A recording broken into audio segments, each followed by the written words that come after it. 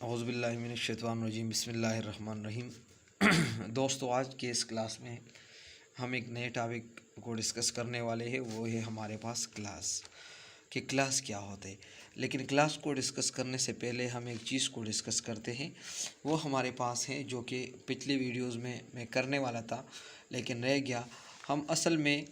हम जो चीज़ डिस्कस कर चुके हैं वो हमारे पास है प्रीपोजिशन, वो हमारे पास है मतलब नाउन क्या है। फिर हमने नाउन फ्रेज को डिस्कस की, बाद में हमने एडजेक्टिव फ्रेज को डिस्कस की, बाद में हमने प्रीपोजिशनल फ्रेज को डिस्कस की।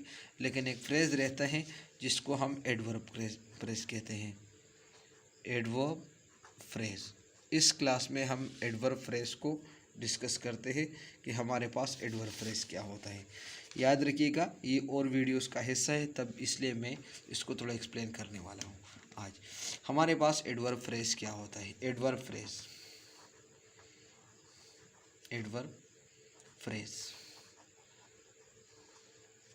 अच्छा, याद रखिएगा, फ्रेज का वही डिफिनेशन है, लेकिन एडवर्ब फ्रेज का डिफिनेशन है कि the phrase having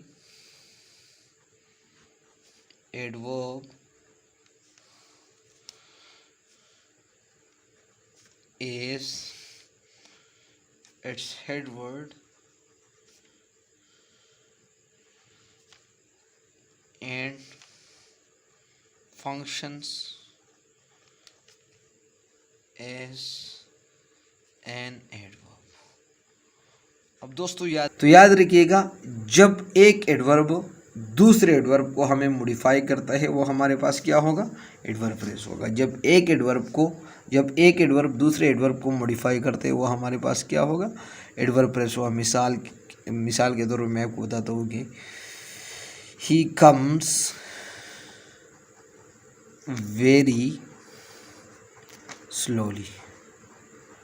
he comes very, याद रखिए, सब्जेक्ट वर्ब, ये एक एडवर्ब रहा, ये दूसरा एडवर्ब रहा, यहाँ से लेके यहाँ तक ये हमारे पास एडवर्ब फ्रेज रहा, जो कि मुझे इस वर्ब के बारे में मज़ीद मालूमात देता है। ठीक है, तो ये हमारे पास रहा एडवर्ब फ्रेज। अब हम बात करते हैं क्लास के, और इसके जो टाइप्स है, काइंड्स है, इसका हम बात करते हैं। क्लास, अब दोस्तों क्लास क्या होता है, बड़ा ज़बरदस्त टॉपिक है। द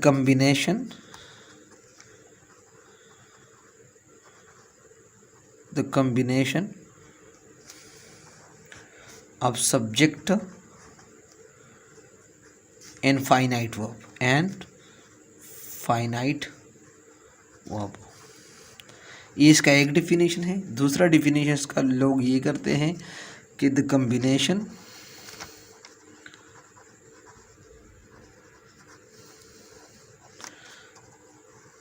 ऑफ सब्जेक्ट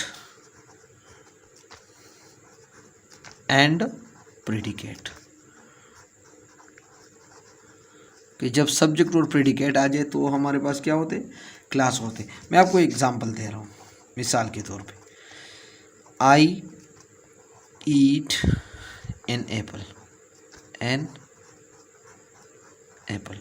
याद रखिएगा दोस्तों, अगर कोई आपसे पूछे कि प्रेडिकेट क्या होते, आपने बस सिंपली बताना है कि the verb part of a sentence. ये हमारे पास रहा सब्जेक्ट, और यहाँ से लेके यहाँ तक ये हमारे पास क्या रहा, प्रेडिकेट का क्या डिफिनेशन है, the verb part of a sentence is called predicate.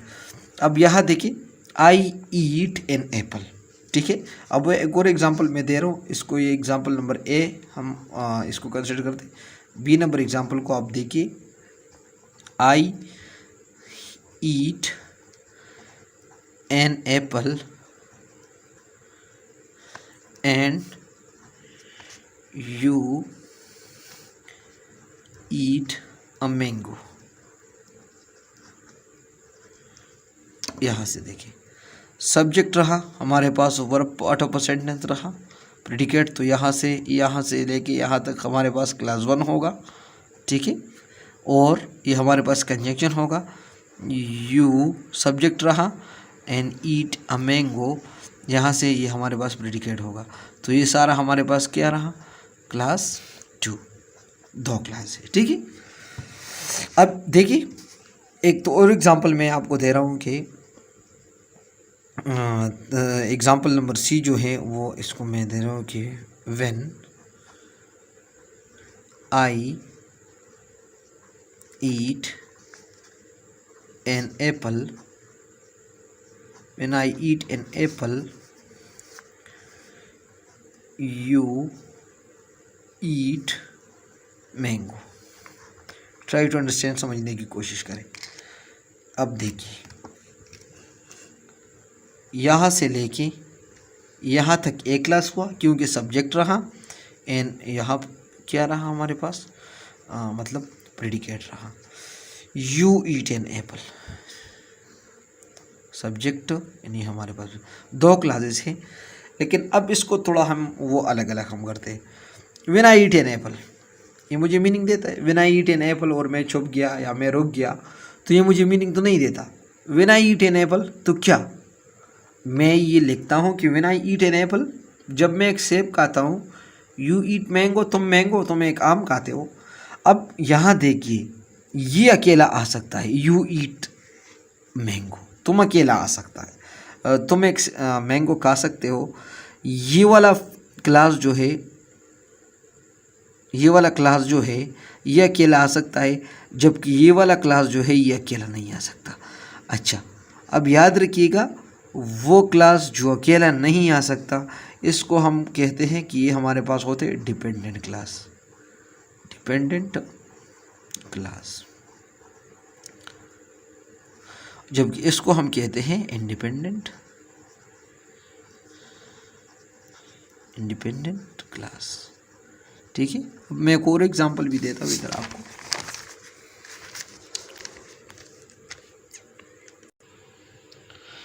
अब दूसरे एग्जांपल को देखिए, मैं यहाँ पर लिखता हूँ कि इट वॉज रेनिंग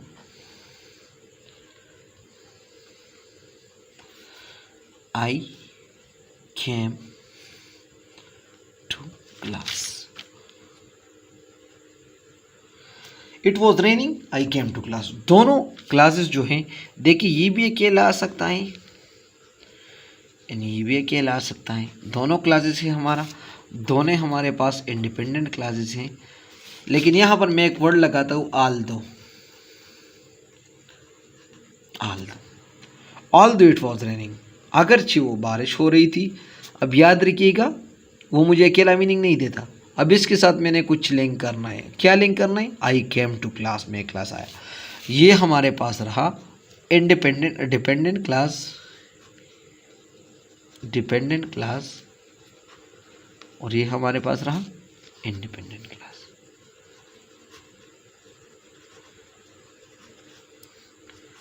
याद रखिएगा अक्सर बास किताबों में इसको हम मेन क्लास भी कहते हैं, मेन क्लास।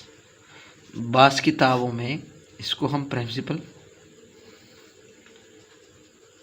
क्लास भी कहते हैं, ठीक है। इसको डिपेंडेंट क्लास भी कहते हैं और सबऑर्डिनेट क्लास भी कहते हैं, सबऑर्डिनेट क्लास भी इसको कहते हैं, ठीक है। और इस तरह भी हो सकता है कि इधर इसका स्ट्रक्चर आप देखिए कि सबसे पहले जो है वो डिपेंडेंट क्लास आता है, बाद में इंडिपेंडेंट क्लास आता है। आप इस तरह भी क्या कर सकते हो कि पहले आप डिपेंडेंट क्लास को ले आए और बाद में आप डिपेंडेंट क्लास को ले। मिसाल यही फ्रेज क्लास को आप देखिए, I came to class although